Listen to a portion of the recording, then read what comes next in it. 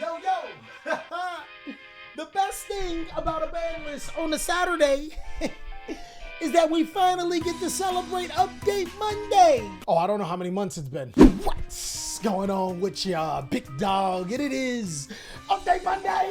It has been 2 years and 2 months of kicking rheumatoid arthritis' ass, boy. The biggest thing that I've learned that I want to share with you since our last Update Monday, which has been quite some time, is consistency and preparedness. The reason why I say consistency is because while I have not made an Update Monday in quite some time, I have been staying consistent on my videos despite not knowing when the ban list is. My guy, this whole forbidden list thing had your boy down bad. Where is the forbidden list? Where is the forbidden list? Where is the forbidden list?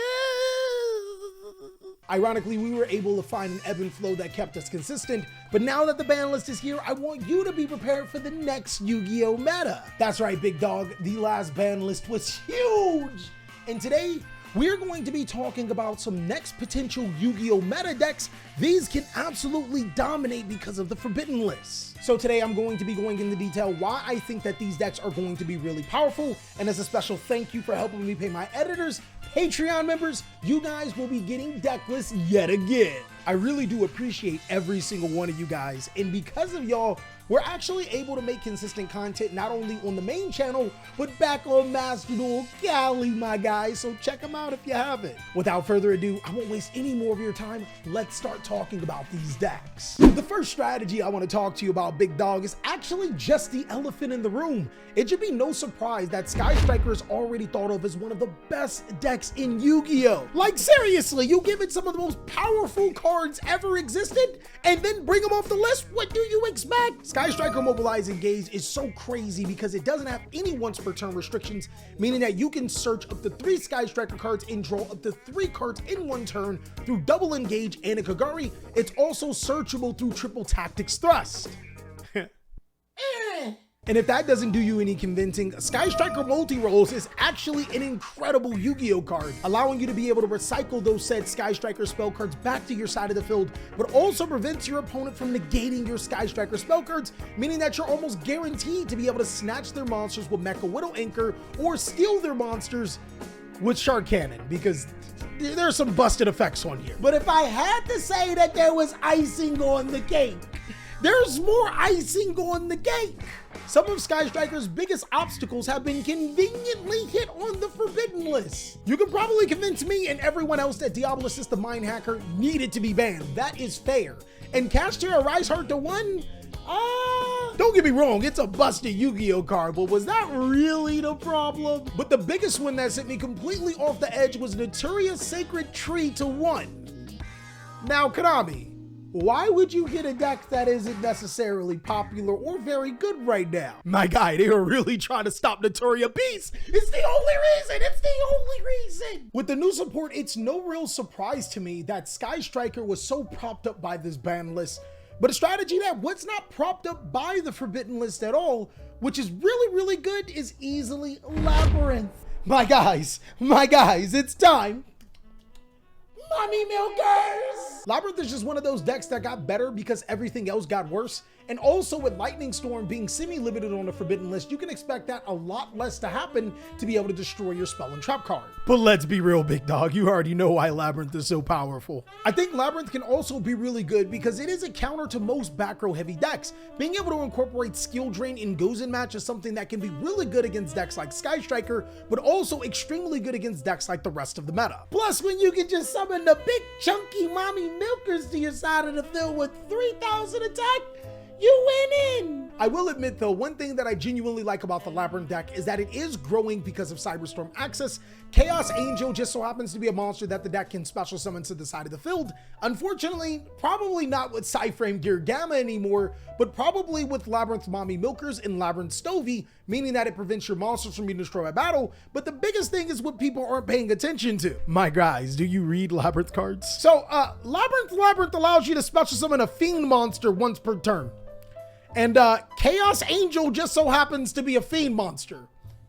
And Chaos Angel banishes cards when special summoned. Huh. Mommy Milker's just got a whole new pair of stilettos to step on the other decks with. Fortunately enough, Labyrinth can also surge Dimensional Barrier, which I think will be needed because another insanely powerful deck into this format that actually got better with the Forbidden List is easily Branded. My guy, Konami, why didn't you hit the problem? Now Branded is still brain dead. Branded did lose Branded Explosion, preventing players from summoning monsters to both players' side of the field. Oftentimes, Branded players would summon Gimmick Puppet Nightmare, which would lock them out of special summoning for the rest of the turn. This is actually good, right? Wrong. Cyberstorm Access introduced a new fusion monster in Albion Sanctifier Dragon, which allows the player to be able to target monsters in the graveyard and special summon it to either player's side of the field. It's the same thing! Essentially, what Konami is saying here is banning Branded Explosion did nothing except for force you to buy more light spellcaster monsters. I wonder what are expensive light spellcaster monsters they want you to buy. Couldn't be anything, right? Here comes the money. Here we go. But even if players just so happen to move away from the Gimmick Puppet Nightmare lock, what's crazy about the Albaz strategy is because of cards like Guiding Quim, the deck actually is a lot more powerful and is less reliant on Branded Fusion. Especially seeing that Blazing Cartesia allowed you to be able to fusion summon and can be summoned through fusion employment. Wait, those are light spellcaster monsters. God damn it, Konami. Basically, what we're saying is that Branded just got a whole lot more expensive. That's pretty much it. Yes, Father's Day is coming up soon. I'm gonna tell my whammon that I need some more whammon so we can actually make this work. We're gonna get that Quim and Blazing Cartesia easy. But that will require you to actually be a father to get something on Father's Day, which means you'd have to have a girlfriend. Yeah, man, it's not looking good for you. But what's really looking good right now is another take from the Forbidden List. Combo decks are really looking down bad right now, and that's why I think Vanadium is going to be another powerful strategy after the ban list. The reason why is because the biggest knock on Vanadium is that you needed multiple cards to be able to perform the combo, and decks like Super Heavy Samurai could do the exact same combo, if not better, with just one card. Super Heavy Samurai, where you at now, huh? You need the Scarecrow now, huh? Because of the ban to Super Heavy Samurai Scarecrow and the limitation of Cypher and Gear Gamma, Super Heavy Samurai is actually looking a lot worse, especially when you consider that Vanadium can actually play spell and trap cards and build similar boards to Super Heavy Samurai, as well as being able to put up a trap card that can negate cards like Dark Ruler no more.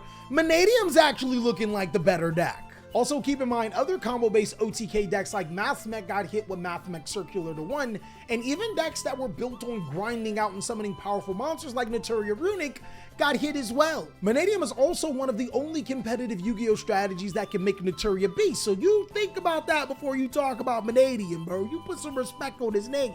What I like the most about Vanadium is that its potential is limitless. Personally, I think that Visa Starfrost, both Scareclaw, Triheart, and Lightheart, Primitive Planet Reichphobia, as well as Vicious Astrolaud is just an engine waiting to be tapped into. These are probably some cards that players should be looking at to buy before they skyrocket in price, because these cards just have amazing synergy with not just Vanadium, but almost any deck in the game. Essentially, I'm saying it's Gamma at home. It doesn't prevent your opponent from hand trapping you, but it does make it on the floor.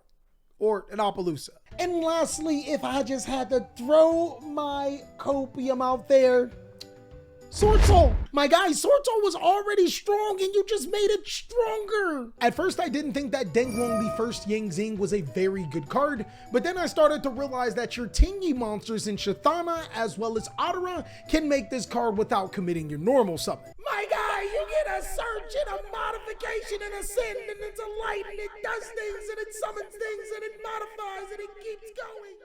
Denglong could potentially be game-breaking for the Sword Soul deck. I actually just so happen to have even made a profile for you guys to go ahead and check out. It shows how intricate the deck could be and the max potential for combos, but I'm not gonna lie, it does increase the breaks. But overall, I personally like Sword Soul because it is a perfect mid-range Yu-Gi-Oh deck. It can control the Yu-Gi-Oh card game with its plethora of hand traps and also make very concise boards while being flexible to be able to out almost every situation. How can you go wrong with Sword Soul? Also, you remember your boy was talking about Chaos Angel. I ain't gonna stop talking about Chaos Angel. That card, we gonna ride it till it's banned. It also really does help in Sword Soul's worst enemy, as in Castira Diablosis, banishing all of our good extra deck cards, and Castira Riseheart preventing us from getting our Tingies effectively.